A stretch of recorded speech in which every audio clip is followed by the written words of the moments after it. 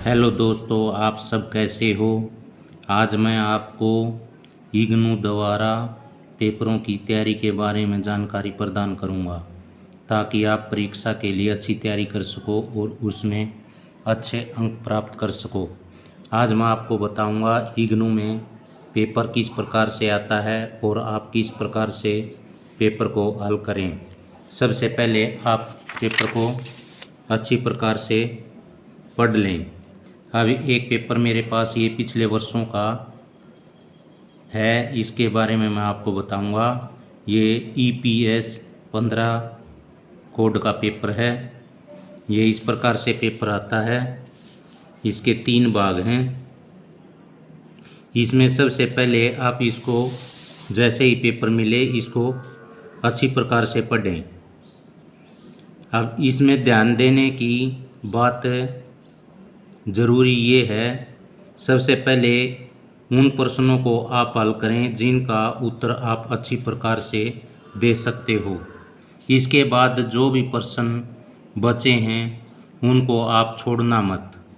जिस भी प्रश्न का उत्तर आप जितना संभव हो सके देने की कोशिश करें। कम से कम आपको उसमें कुछ तो अंक मिलेंगे।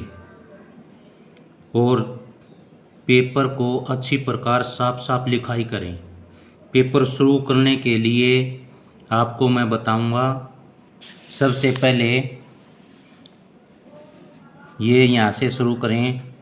प्रश्न जो भी है उसकी संख्या है 1 2 3 4, जो भी है इस प्रकार से प्रश्न लिख के न उसका आगे नीचे उत्तर लिखना, इतना ही लिखना प्रश्न। जैसे प्रश्न नंबर 1, यहाँ से उसका उत्तर शुरू कर देना। बीच में दूसरा प्रश्न जब शुरू करो इसकी एक लाइन बीच में छोड़ देना। दूसरा प्रश्न जैसे प्रश्न 2 शुरू कर दिया आपने, इसका यहाँ से उत्तर शुरू कर देना। बीच में ये एक लाइन छोड़ देना ताकि प्रश्न जो चेक करेगा पेपर को देखेगा उसका साफ पता लग जाए। ये यहाँ प्रश्न नंबर 1 का उत्तर यहाँ तक है, बीच में ये गैप आ जाएगा। इसके एक लाइन छोड़ के दूसरा प्रश्न शुरू करें। आप कई विद्यार्थी क्या करते हैं, ये एक लाइन छोड़ दिया, 2 लाइन छोड़ दिया, 3 लाइन छोड़ दिया। इतनी लाइनें आप मत छोड़ना। जब आप प्रश्न को हल करोगे आपको केवल एक सीट मिलेगी, एक सीट ही मिलेगी एक बार।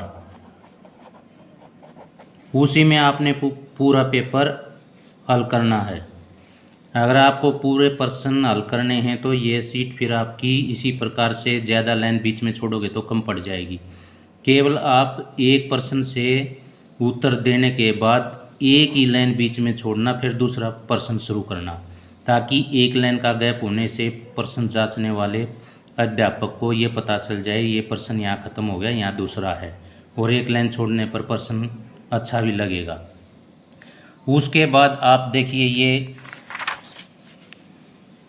दिखा रखा है, इसमें भाग नंबर 2 है। इसमें है उत्तर लगभग 250 शब्दों में प्रत्येक का दीजिए। और ये प्रत्येक ये अंक दिए हैं, 12 अंक का एक है, ठीक है। इसमें आप एक प्रश्न का उत्तर अगर आप 300-400 शब्दों में देंगे तो आपका समय भी बर्बाद होगा और आपके उतने ही अंक मिलेंगे आपको 12। आप इसको 250 से 300-400 शब्दों में देंगे तो आपका समय भी बर्बाद होगा और दूसरे प्रश्न हल करने के लिए आपके पास समय कम बचेगा, आपके प्रश्न उत्तर छूट जाएंगे। इसलिए आप शब्दों का ध्यान जरूर रखें। उसके बाद देखिए आप ये आ गया है भाग नंबर 3 के 100 शब्दों में ही संक्षिप्त, ये बिल्कुल छोटे टिप्पणी लिखनी होती हैं। और ये एक 6 अंक का है, 6 अंकों का है ये। इसमें आप 100 शब्दों में ही लिखना है। अगर इसको आप 200, 300, 250 शब्दों में लिखेंगे तो उसका कोई फ़ायदा नहीं, आपको 6 ही अंक मिलेंगे। इसलिए सबसे ज़्यादा ध्यान देने की बात है, आप शब्दों का भी ज़रूर ध्यान रखें और कम शब्द भी नहीं हों, ज़्यादा भी नहीं हों, आप इसका ध्यान जरूर रखें।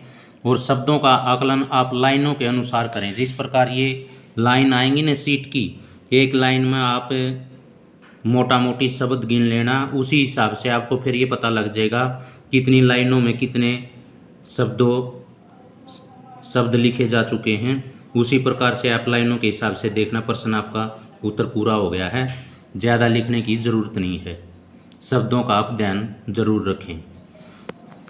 पेपर जब भी आपको सीट मिले, ये सीट पेपर आपको जैसे ही मिले तुरंत लिखना मत शुरू करना, पहले पेपर को अच्छी प्रकार से पढ़ना। जो भी आपको सबसे पहले जिस भी प्रश्न का उत्तर अच्छी प्रकार से आता है आप उसी को लिखना शुरू करें। उसको लिखने के बाद पूरा पेपर आप कर देते हैं, उसके बाद देखना आपका कौन सा प्रश्न नहीं आता है, फिर उस प्रश्न को आप अंत में हल करने की पूरी कोशिश करें। जैसा भी आपको आता है, जिस भी विषय से संबंधित वो प्रश्न है। अब जैसे ये देखिए, पाकिस्तान में लोकतंत्र की जड़ें शुरुआत से ही कमज़ोर रही हैं, तो ये पाकिस्तान के बारे में दिया गया है।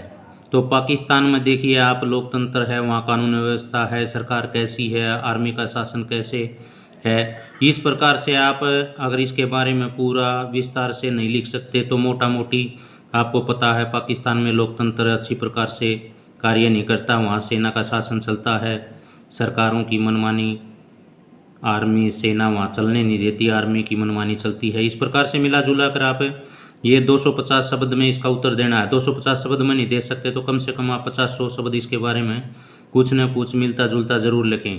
तो ये आप देखिए, ये 12 अंक का प्रश्न है, तो 12 अंक नहीं तो आपको कम से कम इसमें से 3, 4, 5 अंक तक ज़रूर मिल सकते हैं। इस प्रकार मैं सलाह देता हूँ, आप कोई भी प्रश्न छोड़ना मत, उसके बारे में कुछ न कुछ लाइनें ज़रूर लिखना।